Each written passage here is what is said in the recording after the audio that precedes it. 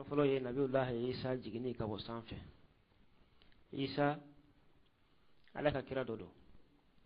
Kira duuru kumaba min bɛ yen n'olu bɛ kiraw cɛla n'a bɛ fɔ olu ma ko ulul azmi.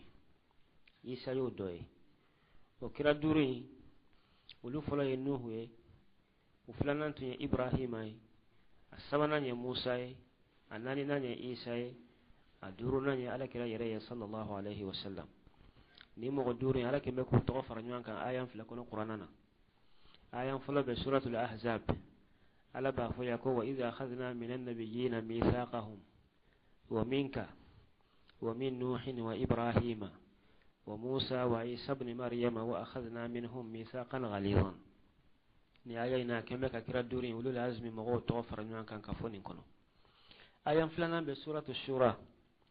على بافورنا شرع لكم من الدين ما وصى به نوحا والذي أوحينا إليك وما وصينا به إبراهيم وموسى وعيسى أن أقيموا الدين ولا تتفرقوا فيه.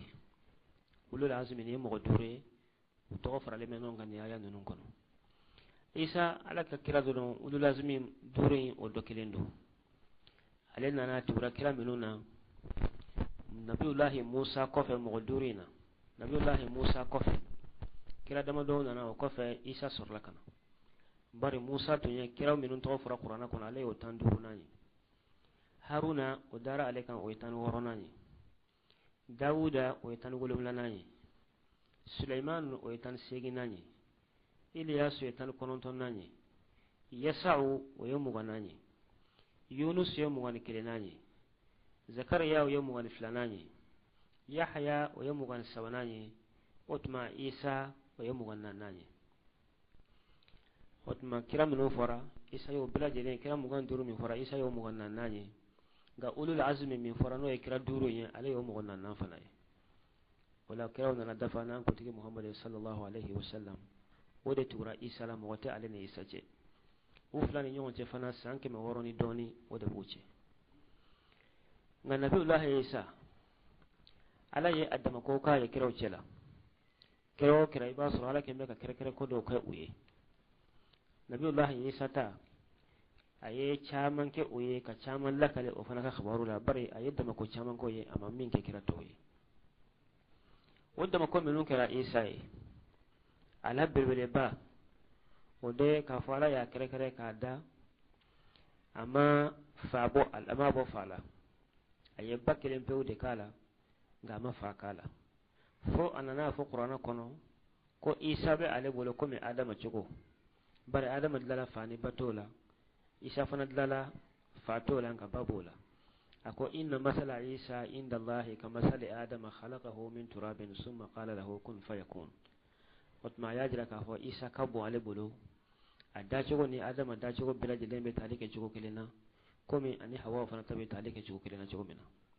O de la ala ye ni mɔgɔ saba in ka dali kɛ a ka se tamasiyɛn a ye Adama da fa ni ba t'o la a ye Hawa da n'o y'an ba ye fa b'o la nka ba t'o la a ye Isa fana dilan ba b'o la nka fa t'o la. O tuma nin ye Isa ka kɛrɛkɛrɛ ko la nin y'a dɔ belebeleba dɔ ye. Ala ye kɛrɛkɛrɛ ko wɛrɛ min d'a ma Kuranna kɔnɔ k'a jira an na o ye a ye tɔgɔ caman da Isa la. Tuma dɔ a b'a wele Kuranna kɔnɔ ko Almasihu a b'a tɔgɔ k'o ye. Tuma dɔ a b'a wele ko Isa a bɛ Isa kolo yɛrɛ fɔ a ma. Yɔrɔ wɛrɛw a t'o fila si fɔ a b'a fɔ ko Ibnu Maryam a bɛ da o dama ma. Tuma dɔ fana a bɛ Isa tɔgɔ wele ko Rasulullah.